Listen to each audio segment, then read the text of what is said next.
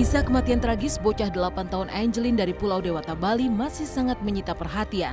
Angelin yang diduga tewas karena disiksa dan dikubur di belakang rumahnya sendiri, kini menyeret juga tersangka lainnya selain Agus sang mantan pembantu. Ibu angkatnya kemarin resmi sudah ditetapkan sebagai tersangka oleh Polda Bali. Lantas benarkah ada persekongkolan antara mantan pembantu rumah tangga dan sang ibu angkat? Benarkah ibu angkat Angelin menjanjikan uang 2 miliar kepada AG untuk menghabisi nyawa bocah tak berdosa itu?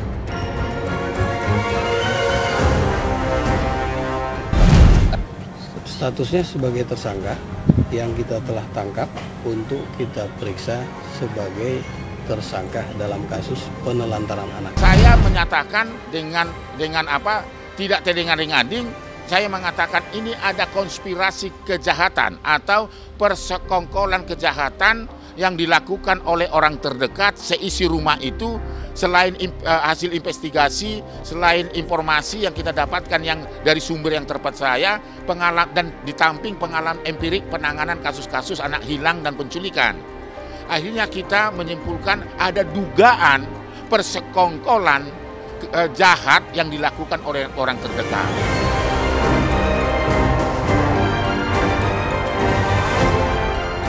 Sang ibu angkat memang telah ditetapkan menjadi tersangka baru kasus kekerasan putri angkatnya sendiri, yakni Angelin.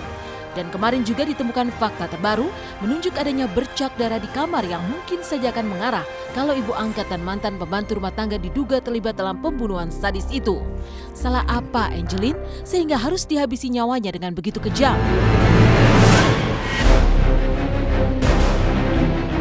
Begitu tegakah seorang ibu walau ibu angkat rela mencabut nyawa anak angkatnya yang seharusnya masih butuh kasih sayang darinya? Ada kita temukan memang darah itu di percikan darah di kamarnya Agus, ya. Terus ada juga percikan darah yang kita temukan di kamarnya Margaret. Kamar Margaret ya. di apa? Bukan, dia tisu kayak tisu. Tega banget sih seorang anak kecil dijahatin kayak gitu, dilukain kayak gitu, masa depan yang masih panjang banget.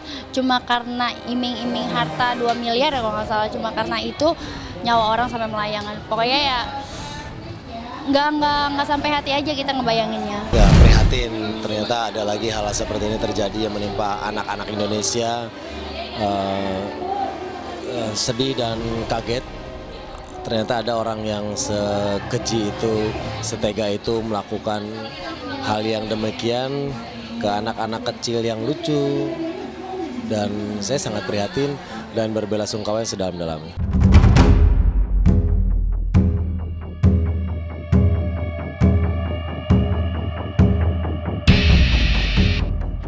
Sang ibu angkat kini meringkuk di tahanan. Padahal pada tanggal 16 Mei 2015 lalu, ia sendiri yang melaporkan kehilangan Angelin.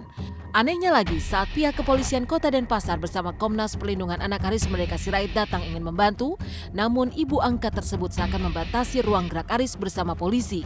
Bahkan saat hendak masuk kamar Angelin, sang ibu angkat sempat melarang. Padahal menurut keterangan, di hari itulah Angelin diduga dibunuh.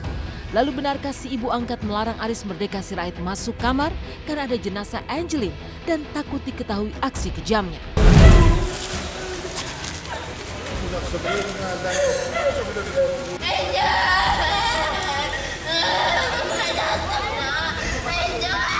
Tetapi ada ruangan yang menurut saya tidak lihat malam itu ada pintunya, dari mana itu masuk gitu kan.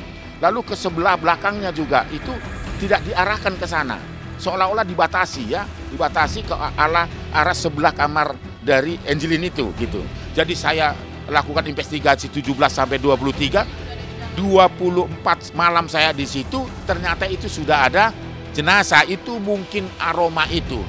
Dan saya pastikan bahwa itulah aroma karena itu berdekatan. Bukan ruangan, itu di luar ruangan tapi bersebelahan. Itu seperti ada lubang begitu ya.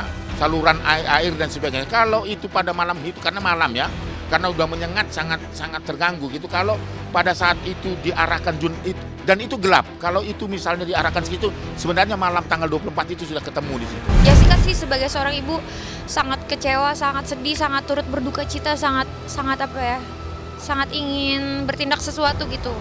Mau dibilang Parno Jadi parno berlebihan, takut berlebihan, jadinya makin kayak gitu. Karena kok bisa ada, ya siapapun pelakunya nggak ngerti, tapi kok bisa ada ya orang menurut saya nggak punya hati kayak gitu. Maksudnya kan ini masih anak-anak kecil, nggak tahu apa-apa gitu. Sang ibu angkat memang telah ditetapkan sebagai tersangka baru. Dan kini kasus pembunuhan bocah cantik Angeline menunggu perkembangan baru untuk segera terungkap. Lantas seperti apa suasana rumah tempat tinggal Angeline?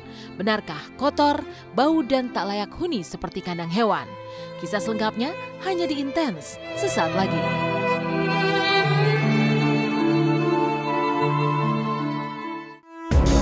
Selamat pagi pemirsa, bersama saya Intan Harja akan hadir ke hadapan Anda selama 30 menit ke depan dan melihat kasus Angeline.